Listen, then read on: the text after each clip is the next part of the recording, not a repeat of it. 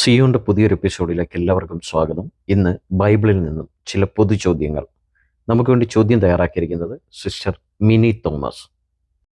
ആദ്യത്തെ ചോദ്യം ഇതാണ്: ദേശത്ത് നിന്ന് ഇല്ലാതാക്കുന്ന പേര് ആരുടെ പേരാണ്? ഉത്തരം: വിഗ്രഹങ്ങളുടെ പേര്. സെഖര്യാവിൻ്റെ പ്രവചനം 13-ാം അധ്യായം 2-ാം വാക്യം. അടുത്ത ചോദ്യം: ഞാൻ വയസ്സ് ചെന്ന് വൃദ്ധനായിരിക്കുന്നുവെന്ന് സ്വയം പറഞ്ഞത് ആരാണ്? ഉത്തരം: യോശുവ. യോശുവയുടെ പുസ്തകം 23-ാം അധ്യായം 2-ാം വാക്യം. അടുത്ത ചോദ്യം: സകല ഭൂവാസികളുടെയും വഴിയായി പോകുന്നു എന്ന് പറഞ്ഞവർ ആരാണ്? ഉത്തരം: യോശുവ, ദാവീദ്. യോശുവയുടെ പുസ്തകം 23-14, 1 രാജാക്കന്മാർ 2-2. അടുത്ത ചോദ്യം: ഒരു പ്രവാചകന് കൂലിയായി കിട്ടിയത് എത്ര? ഏത് പ്രവാചകന്? ഉത്തരം: കൂലിയായി കിട്ടിയത് 30 വെള്ളിക്കാശ്. പ്രവാചകൻ സെഖര്യാവ്. സെഖര്യാവിൻ്റെ പ്രവചനം 11-ാം അധ്യായം 12-ാം വാക്യം.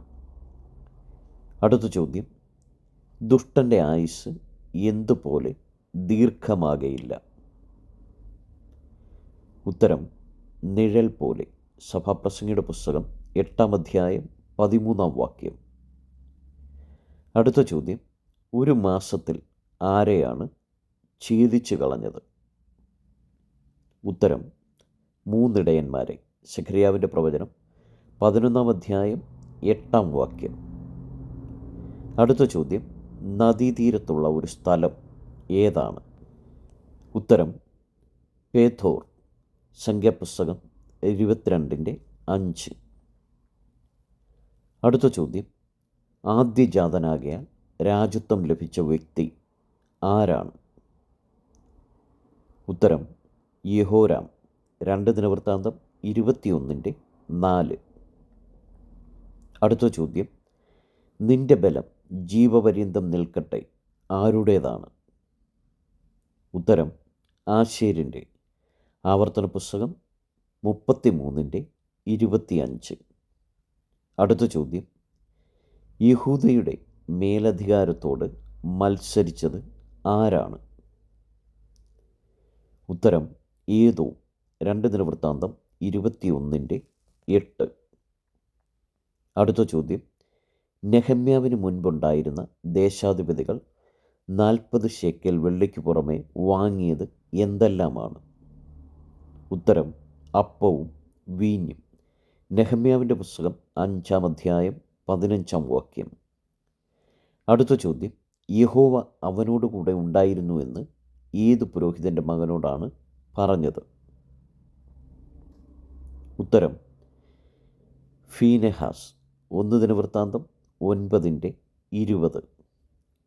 അടുത്ത ചോദ്യം: പൊടിയിൽ നിന്നുയർത്തി ഇസ്രായേലിന് പ്രഭുവാക്കി വെച്ചത് ആരെയാണ്? ഉത്തരം: ബയേശെ.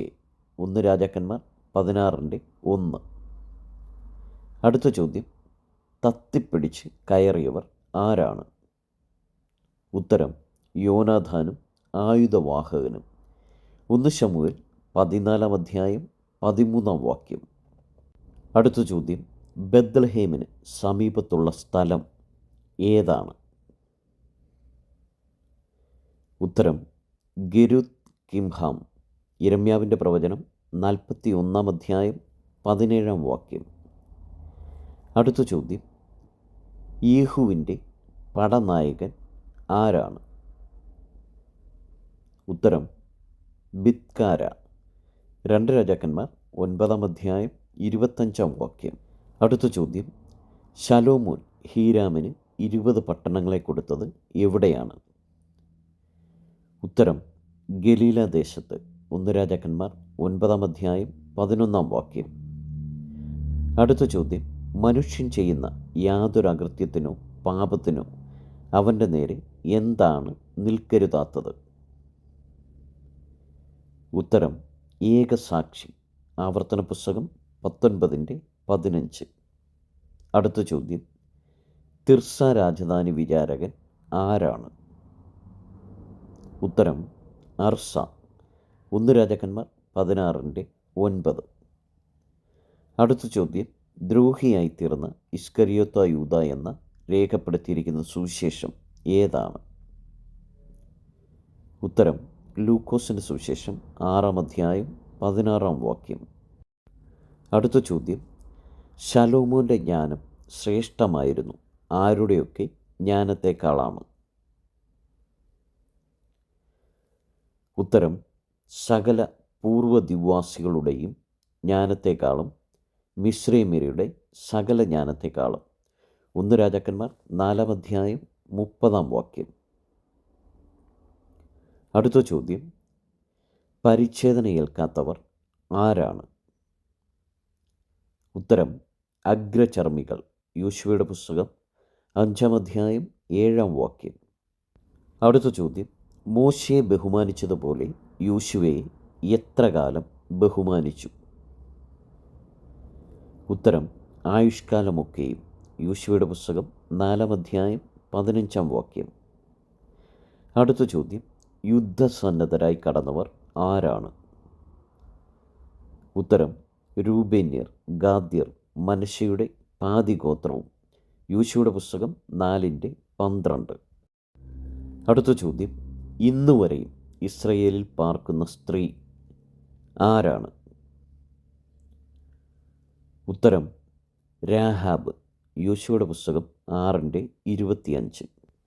അടുത്ത ചോദ്യം, രാജനഗരം പോലെ വലിയ പട്ടണം ഏതാണ്? ഉത്തരം ഗിബയോൻ. യോശുവയുടെ പുസ്തകം 10:2. അടുത്ത ചോദ്യം, അതികാലത്തെഴുന്നേറ്റ് മകളെ ആലിംഗനം ചെയ്ത് അനുഗ്രഹിച്ചത് ആരാണ്? ഉത്തരം ലാബാൻ പുത്രന്മാരെയും പുത്രിമാരെയും. ഉൽപ്പത്തി പുസ്തകം 31:55. അടുത്ത ചോദ്യം, ഇവിടുത്തെ പട്ടണങ്ങളാണ് ഇസ്രയേൽ ചുട്ടുകളയാതിരുന്നത്? ഉത്തരം കുന്നുകളിലെ. യോശുവയുടെ പുസ്തകം 11:1. അടുത്ത ചോദ്യം, വിട്ടോടുവിനെന്ന് എടുത്തു പറയുന്ന 2 കാര്യങ്ങൾ എന്തൊക്കെയാണ്? ഉത്തരം വിഗ്രഹാരാധന 1 കൊരിന്ത്യർ 10:14, ദുർനടപ്പ് 1 കൊരിന്ത്യർ 6:18. അടുത്ത ചോദ്യം, ഇസ്രയേലിൽ അത് ഒരു ആചാരമായി തീർന്നു, എന്താണ്? ഉത്തരം ആണ്ടുതോറും ഇസ്രയേൽ കന്യകമാർ 4 ദിവസം ഗിലെയാദ്യനായ യിഫ്താഹിൻ്റെ മകളെ കീർത്തിക്കാൻ പോകുന്നത്. ന്യായാധിപന്മാരുടെ പുസ്തകം 11:50. ഇന്നത്തെ ചോദ്യങ്ങളൊക്കെ ശ്രദ്ധയോടെ കേട്ടിരുന്ന എല്ലാ പ്രിയപ്പെട്ടവരെയും ദൈവം ധാരാളമായിട്ട് അനുഗ്രഹിക്കട്ടെ. നിങ്ങൾ ആദ്യമായിട്ടാണ് ഈ ചാനൽ കാണുന്നതെങ്കിൽ സബ്സ്ക്രൈബ് ചെയ്യുവാനും സപ്പോർട്ട് ചെയ്യുവാനും മറക്കരുത്.